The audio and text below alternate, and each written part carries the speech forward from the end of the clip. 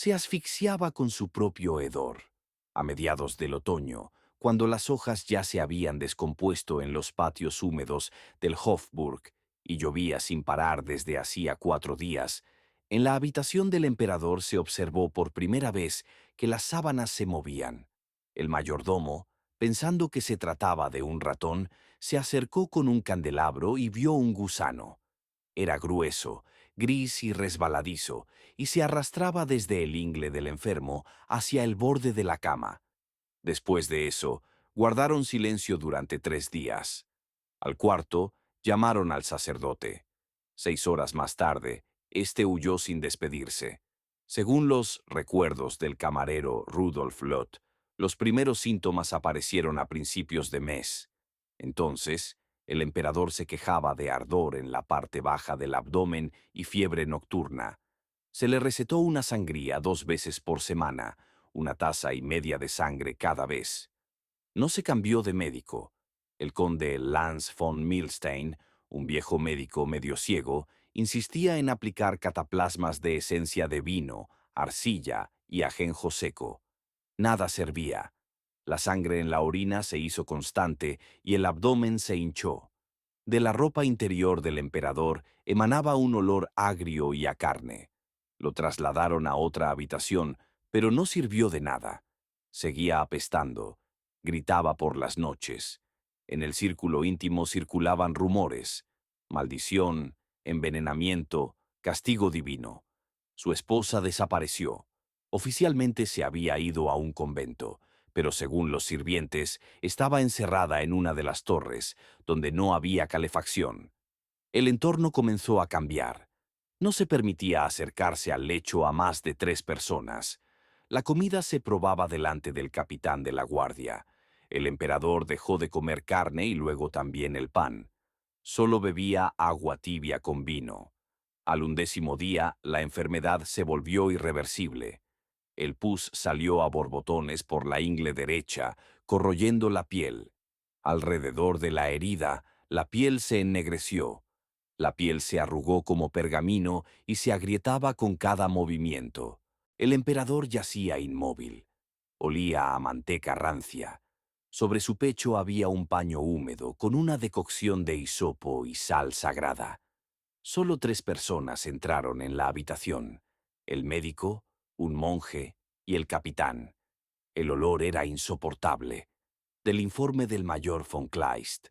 La sábana estaba cubierta de manchas marrones. En la almohada había insectos semitransparentes. Vimos cómo se arrastraban por el cuello, hacia la oreja. Él no se movía. Solo miraba como si algo se moviera en el techo. Al 14º día cayó algo oscuro, primero a través del vendaje. Uno de los sirvientes se desmayó. Según el monje Teobaldo, se trataba de un fragmento de tejido intestinal, posiblemente parte de la pared intestinal, ya destruida por la putrefacción. Esa noche el emperador pidió la muerte. Decía que oía voces bajo el suelo y que se le aparecían aquellos a quienes había ejecutado, entre ellos monjes y niños. Se negaba a confesarse y gritaba que no permitiría que nadie con sotana se acercara a él. La limpieza de la cama se realizaba por la noche. 3 hombres con delantales de cuero levantaban las sábanas a la luz de las velas y luego rociaban los restos de tela con una solución salina. Un sirviente quemaba la ropa en la chimenea interior. Después, se pasaba toda la noche rezando. La habitación no se ventilaba bien. Apareció moho en las paredes. El suelo empezó a crujir y a humedecerse. Al 17º día llegó un nuevo médico. Joven, afeitado, con una túnica negra, diagnosticó: descomposición interna, de naturaleza desconocida. Aconsejó hacer una incisión en la parte inferior del abdomen para drenar el pus. 2 horas más tarde se llevó a cabo una intervención brutal. Una incisión justo debajo del ombligo, de donde salieron más de 3 tazas de un líquido espeso y negro mezclado con mucosidad. El emperador gritaba tan fuerte que los cristales de las ventanas temblaban. Luego se quedó en silencio durante un día. Después volvió a hablar. Susurraba. Decía que las paredes respiraban, que había un animal sentado a sus pies, que se le pudrían los labios. Ese mismo día entró en sus aposentos el confesor mayor, por orden especial. Le dieron al emperador una solución de opio, pero él la rechazó. Decía que quería recordar cada uno de sus tormentos. Susurraba que era su castigo, que había roto su promesa, que había matado a quien no debía. Susurró un nombre al oído. El nombre fue anotado y sellado. Lo escondieron en el archivo. En los días siguientes aparecieron gusanos no solo en la cama, sino también en el suelo. Los encontraban en las grietas, debajo de los baúles, en las paredes. Los quemaban. El emperador no dormía. Sus ojos se volvieron blancos, uno completamente y el otro parcialmente. Le costaba respirar. No comía, solo bebía vino con agua, a veces sangre de cordero, consagrada en un ritual especial que se llevaba a cabo por la noche. Nadie sabía quién lo realizaba. El sacerdote desapareció por la mañana. Al 23.º día sacaron de los aposentos al primer muerto, un sirviente. Se había asfixiado por el hedor. Se desmayó 3 veces. La última vez no volvió en sí. Envuelven su cuerpo en un paño y lo enterraron sin rito. Nadie quería acercarse. Al día siguiente murió el segundo, infectado por un corte que se hizo al cambiarle las vendas. El emperador ordenó que le cortaran la mano. El cuerpo se ennegreció de todos modos. El emperador se rió. Decía que ahora la muerte estaba a las puertas y que no había forma de evitarla. Se restringió definitivamente el acceso a la cama. 2 docenas de guardias montaban guardia en el perímetro. Cada noche se anotaban los síntomas: el color del pus, la frecuencia de los gemidos, la temperatura corporal. 2 monjes se turnaban para llevar los registros. Uno enloqueció y se sacó los ojos. El segundo desapareció. Sus papeles quedaron allí. En ellos se describe. Hoy dijo con una voz extraña: yo estaba antes que él y estaré después de ustedes. El olor se intensificó hasta provocar dolor de cabeza. Olía a pantano, a podredumbre y a algo que no debería estar en un ser humano. De su oído salió un insecto parecido a una garrapata, del tamaño de una uña. Se arrastró debajo de la cama. La guardia cambió por la noche. En lugar de los antiguos guardias, se colocó a guardias de otras tierras, a quienes se les prometió un ascenso y tierras.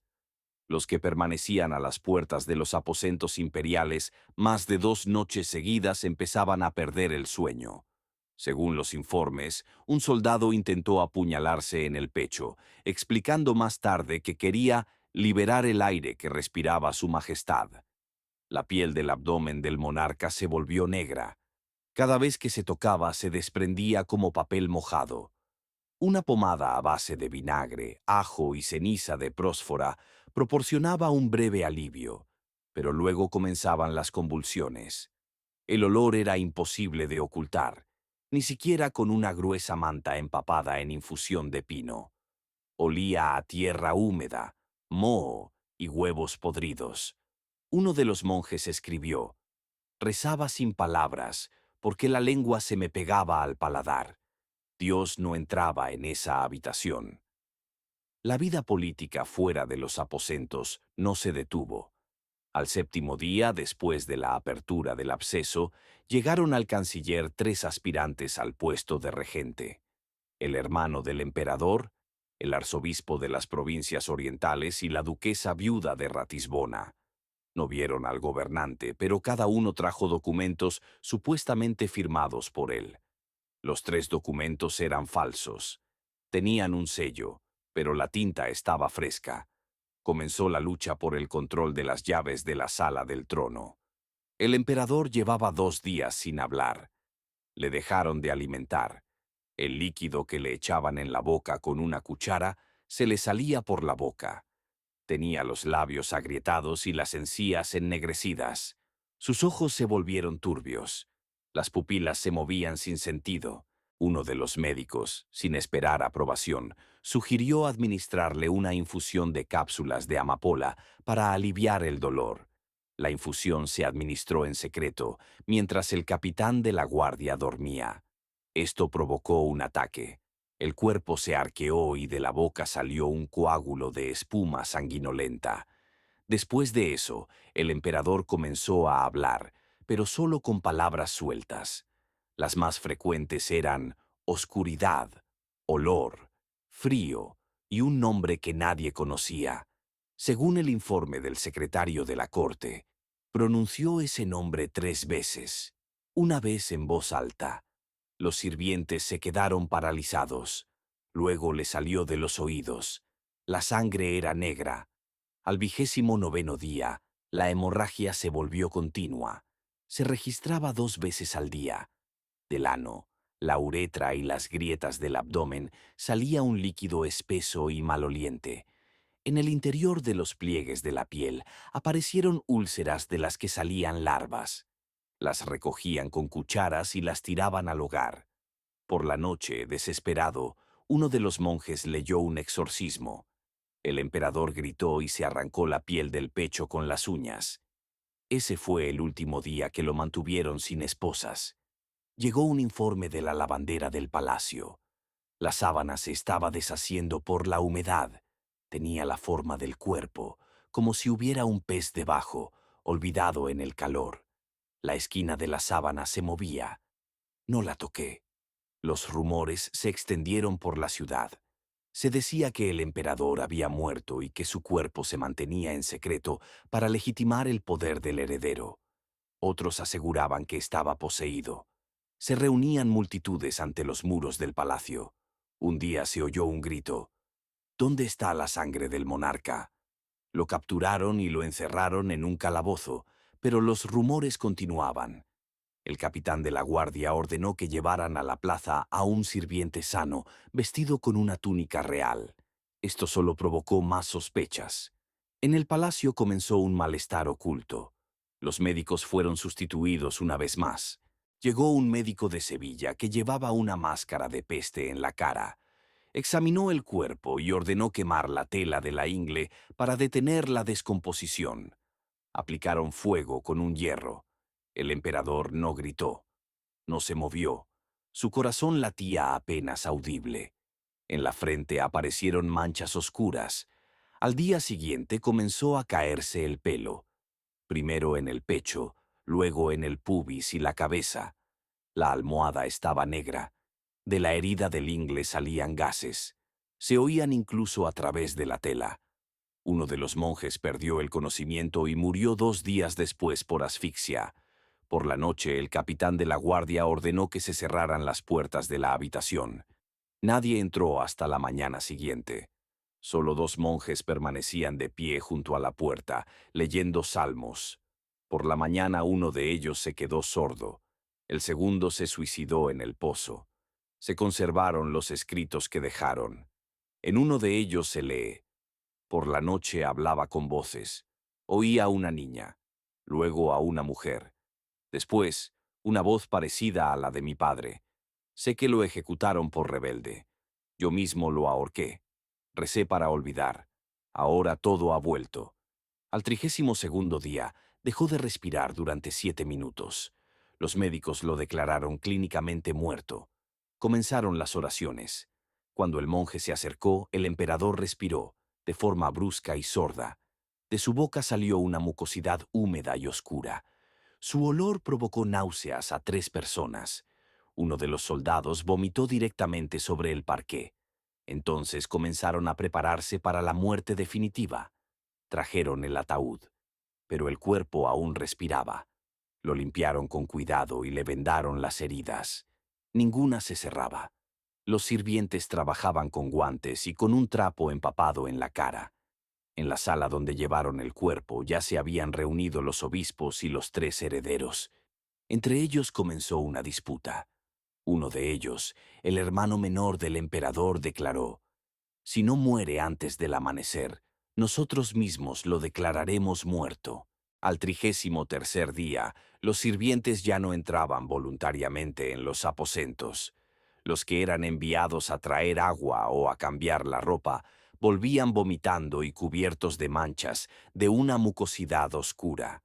Un guardia que se había encerrado fuera declaró bajo tortura: «Le oigo cantar. No entendía las palabras. No era un lenguaje, era podredumbre». El rumor del canto se extendió entre los ciudadanos.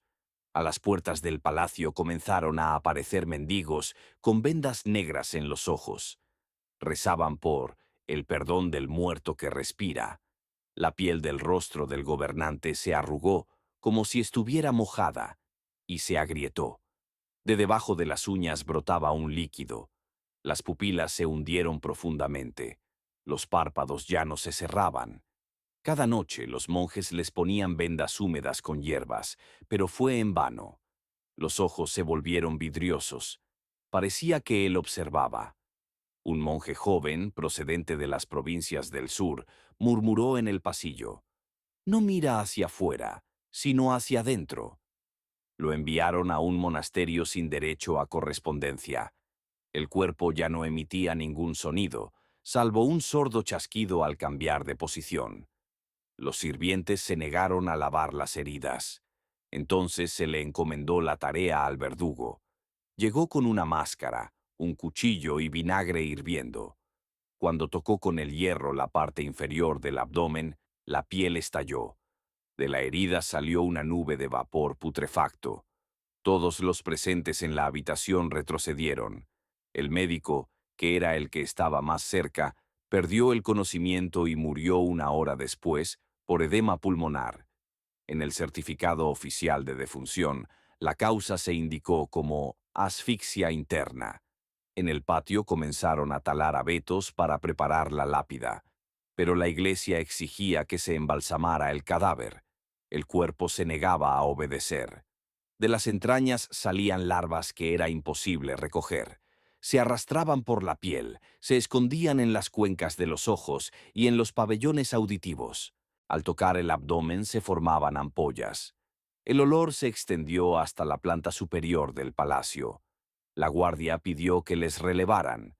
Algunos se tapaban la nariz con amoníaco, otros metían la cabeza en un cubo con resina de abeto. Uno escribió en su diario: «Dormía y lo veía tumbado, pero a su alrededor no había nada más que tierra. Gritaba pero no tenía boca. Gritaba a través de mí». Empezaron a aparecer ratas en los pasillos. Se dirigían directamente a las habitaciones del emperador. Un monje intentó pisotearlas, pero cayó y se rompió el cuello. Los médicos anotaron en el crónica que había comenzado la pérdida de los límites entre la muerte y la carne. El arzobispo se negó a entrar en las habitaciones y envió a un discípulo en su lugar. Este, tras entrar, salió al cabo de un minuto, en silencio, y no volvió a pronunciar una palabra hasta el final de sus días. Ese mismo día llegó una carta de la capital. El pueblo exigía que se mostrara el cuerpo. Se decía que habían puesto a un doble en el trono y que el verdadero emperador ya estaba muerto.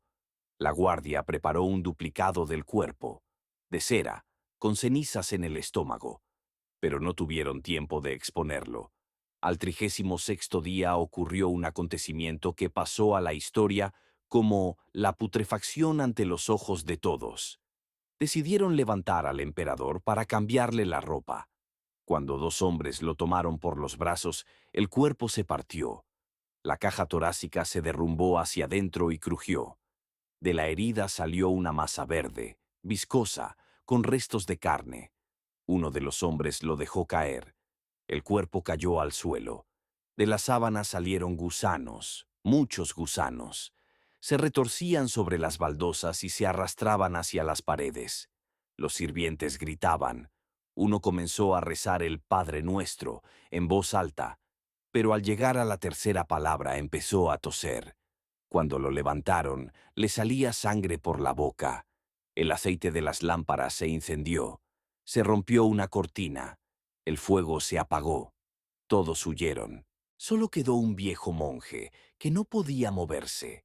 Más tarde lo encontraron con el cuerpo retorcido, como si hubiera intentado pasar por debajo de la puerta. En ese momento, en la sala contigua, los herederos firmaban un acta provisional de transferencia del poder. Ninguno se atrevió a poner el sello. Entonces llamaron al archivero. Él puso una marca en lugar del anillo real. 3 días después lo encontraron ahorcado. Quemaron el documento.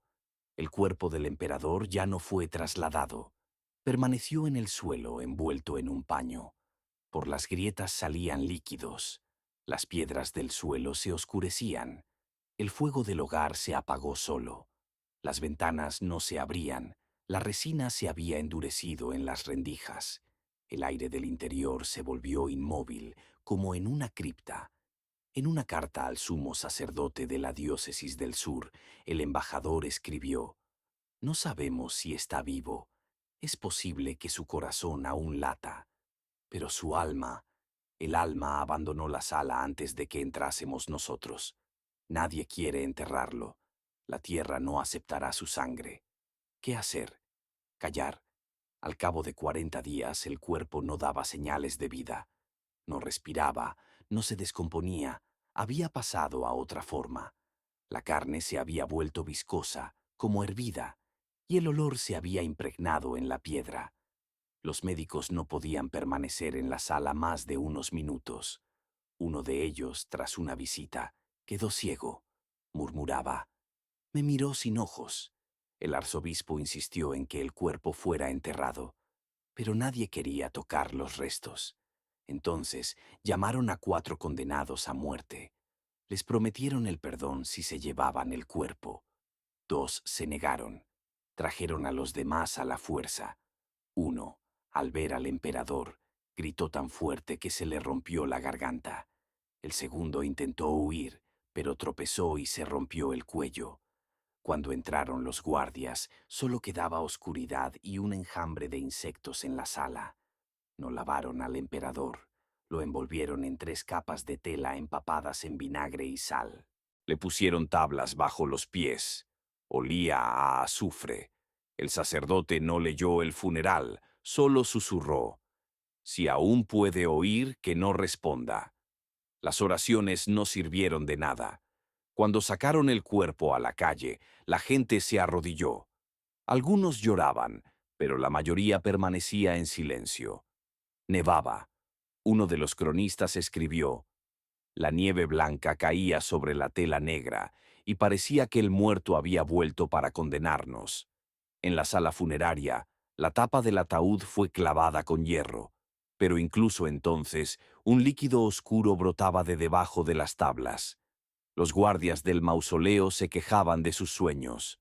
Uno de ellos se clavó un puñal en la oreja. Otro quemó su propia ropa. El pueblo decía que el emperador no había muerto, sino que se había ido bajo tierra para observar a los vivos. Una semana después del funeral comenzaron los disturbios. Uno de los obispos se negó a reconocer el acto de transferencia de poder. Afirmaba que el alma del emperador no había descansado en paz y que el trono estaba vacío. Lo arrestaron. Pronto lo ejecutaron. Esto provocó una ola de pánico en las provincias del sur. Allí se suspendieron las misas. La gente temía repetir el error de la capital. En el norte se difundió un panfleto titulado «El testigo de la muerte que no existió». En él se afirmaba que el gobernante había sido asesinado con veneno y que no habían tenido tiempo de sustituir el cadáver. En un informe de la Secretaría Privada se decía: «Algunos aristócratas están recogiendo firmas para que vuelva la antigua dinastía. Dicen que si el trono se pudrió, también deben pudrirse los que lo ocuparon». En las tierras occidentales corrió el rumor de que el emperador había resucitado y exigía sangre. Se instó a los campesinos a quemar todas las estatuas con su rostro. Comenzaron los incendios de iglesias donde colgaban sus retratos. Un pintor que había pintado su rostro fue golpeado hasta la muerte. En la capital, el gobierno se dividió. Unos exigían el reconocimiento inmediato del nuevo gobernante. Otros, guardar silencio y hacer como si nada hubiera cambiado. El consejo secreto se reunió en la noche del viernes. Antes del amanecer, 3 miembros del consejo murieron de fiebre. Uno de ellos, al intentar salir de la sala, lo encontraron aplastado contra la puerta, con el cuello retorcido. Finalmente, el nuevo trono fue ocupado por el sobrino del difunto. Llegó vestido de negro, sin decir una palabra. Nadie lo aplaudió. Cuando se sentó en el trono, algo crujió debajo de él. Todos se quedaron en silencio. Él dijo: «No hablaremos de él. No lo recordaremos. No existió». Pero eso no detuvo el miedo. Los archiveros quemaron los registros de los últimos meses. Los médicos desaparecieron. Uno de los viejos sirvientes, que vivió hasta los 80 años, dijo antes de morir: «Vi cómo salían gusanos de debajo de sus uñas. No era el fin del cuerpo, era el fin de la corona». En un monasterio escondido en las montañas encontraron un pergamino con una nota: «Si el espíritu y la carne no se reconciliaron en vida, la muerte no pondrá fin a la disputa». Los sirvientes que lo cuidaron en sus últimos días murieron todos sin excepción. Los que se acercaban al ataúd eran atormentados por pesadillas, y entre la gente todavía se dice: «Si por la noche hueles vinagre y hierro, no abras la puerta. Es él que viene a ver quién lo recuerda».